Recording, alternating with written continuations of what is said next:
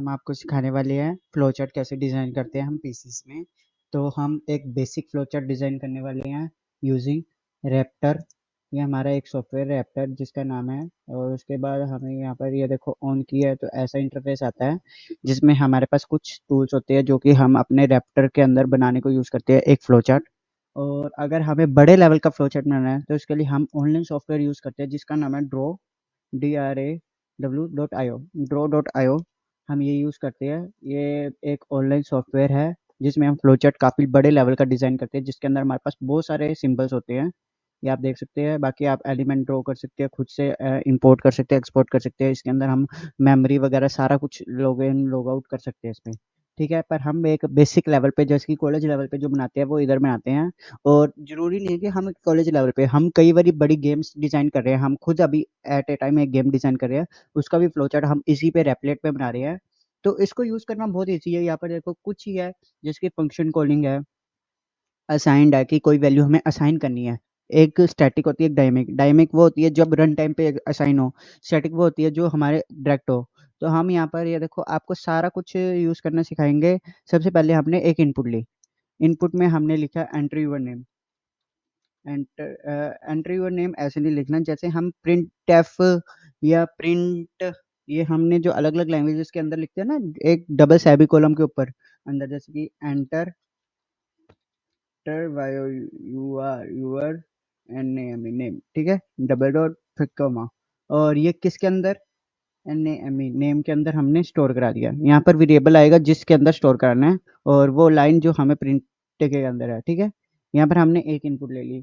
उसके बाद हमें इस नेम को आउटपुट देनी है। आउटपुट के लिए हमें ये देखो यहाँ पर लगा दिया आउटपुट के लिए। ठीक है, आउटपुट के अंदर हमने आउटपुट क्या देनी है वो लगाओ। आउटपुट जैसे कि हमने देनी है, मे बी लगा लो, हाँ, हेलो। ये लिखा HELLO, हेलो।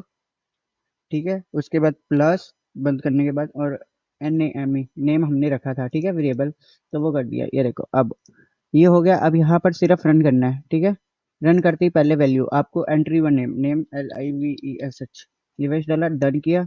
यहाँ पर रन हो गया, हेलो लिवेश। ठीक है, ये हमारा एक बेसिक फ्लो चार्ट है जिसको इनपुट आउटपुट फ्लो चार्ट कहते हैं। इसके बाद हमें इसमें एक लूपिंग लगा देते हैं। चलो, हमने लूपिंग लगानी है, ये लूप लगा दिया। ठीक है, लूप लगा दिया। उसके बाद हमने एक असाइन असाइन कर दिया इसके अंदर वेरिएबल। ठीक है, ये कह रहा है कि फाइल सेव करो, तो फाइल सेव करने के लिए हमने यहाँ पर रख देते हैं TEST रेपलेट फाइल बना दी है। और इसके अंदर हमने एक आई वेरिएबल लिया जिसकी वैल्यू हमने 1 रख दी है। ठीक है, हमने एक आई लिया जिसकी वैल्यू 1 रख दी है। और ये हमारा कब एंड होगा, जब i greater than equal to d, i greater than 1 होगा। जब आई ग्रेटर देन 11 होगा, ठीक है,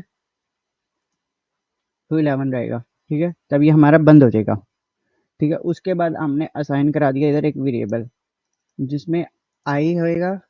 और यहाँ पर आई प्लस 1 हर बार इंक्रीमेंट होगा, इंक्रीमेंटेशन। ये वाइल लूप के अंदर काम कर रहा है। ये लूप ध्यान रखना, फोर लूप नहीं है जिसमें इसमें हमें वाइल अलग अलग से करना पड़ता है कि हमें लूप से बाहर पहले इनिशियलाइज करनी पड़ती है वैल्यू, फिर कंडीशन लगानी पड़ती है और लूप के अंदर ही हमें इंक्रीमेंट करना पड़ता है।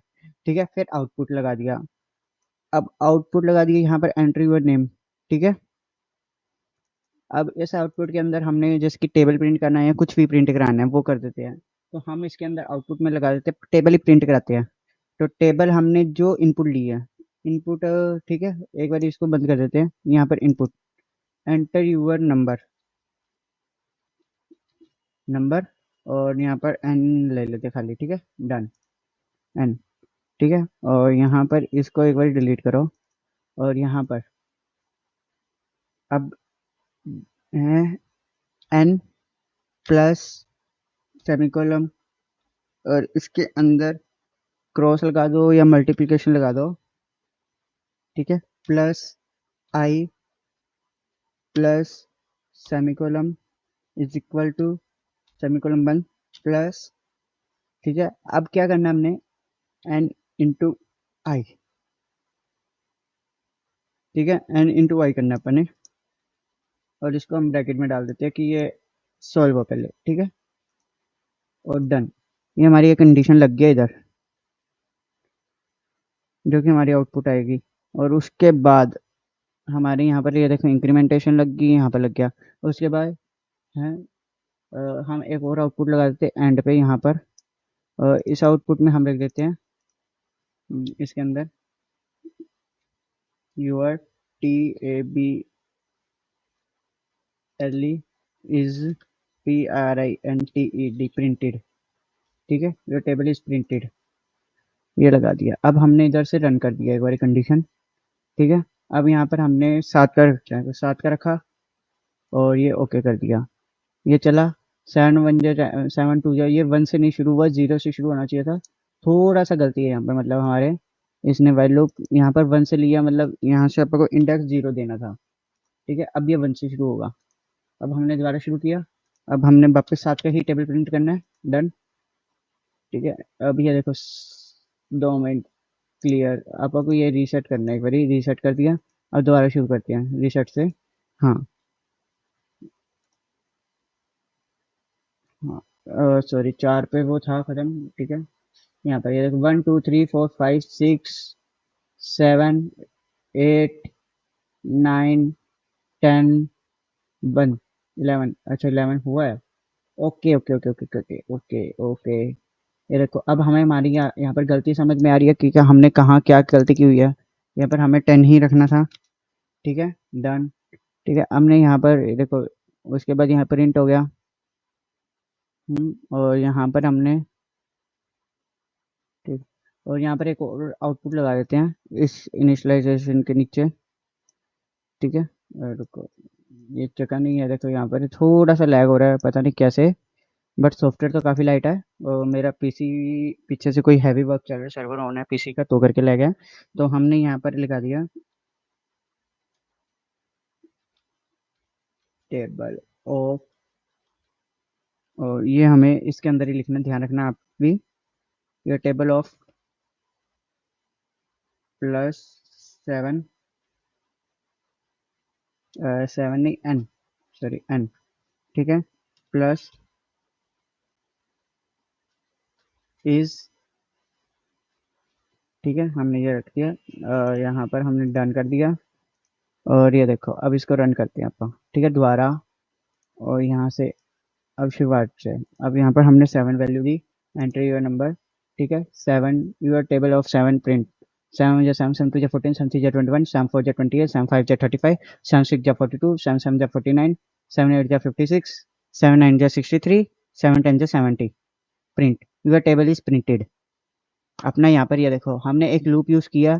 और ये लूपिंग आपका जैसे वाइल लूप पे कंडीशन ट्राई करते हैं वैसा नहीं है, थोड़ा सा चेंज है इसमें। जैसे कि हमारा लूप कब तक चलना चाहिए वहां पर ये है, पर यहाँ पर उल्टा चलता है थोड़ा सा, कि हमें ये बताना है कि कंडीशन यस होने पे एग्जिट होगा, कंडीशन नो होने पे ये चलता रहेगा। तो हमें उल्टी कंडीशन डालनी है जो हम अपने वाइल लूप पे लगाते हैं प्रोग्राम के अंदर। यहाँ पर फ्लो चार्ट में इस तरह से थोड़ी सी है दिक्कतें।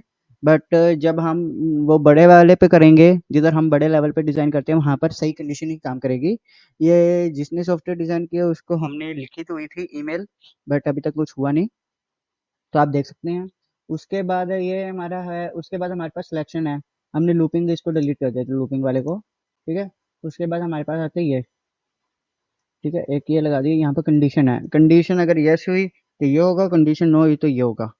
ठीक है, अब कंडीशन हम लगा देते हैं यहाँ पर n% 2 = 0।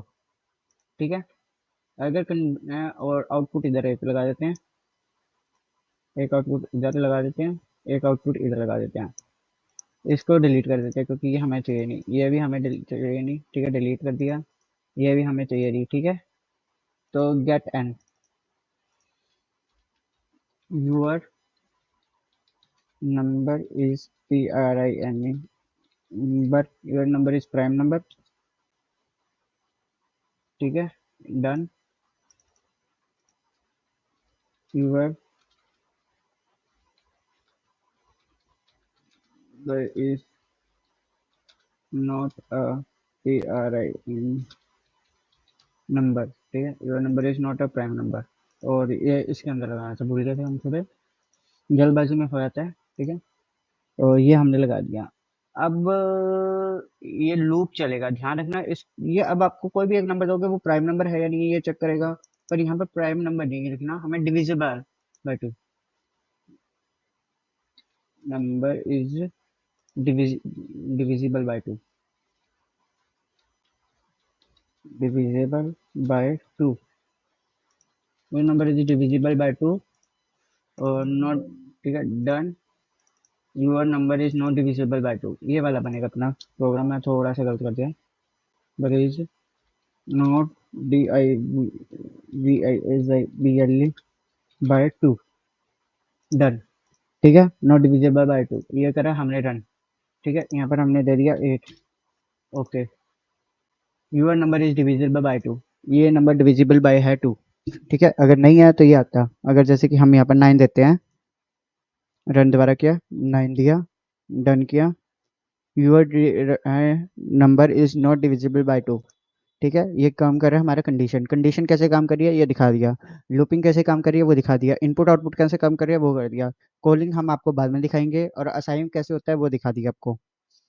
कॉलिंग का कुछ नहीं है, एक फंक्शन है वैसे तो, ऐसे फंक्शन बनाना पड़ेगा, उसके अंदर क्या काम होगा वो पूरा इस तरह रख सकते हैं अपन, बस कि ग्राफ करो वो करो, हैं आगे वो उसके एंटर, वो सब कुछ है। कॉलिंग आपको काफ़ी लंबा प्रोसेस है, तो वो हम किसी और वीडियो लेक्चर में दिखाएंगे। Thank you for watching friends.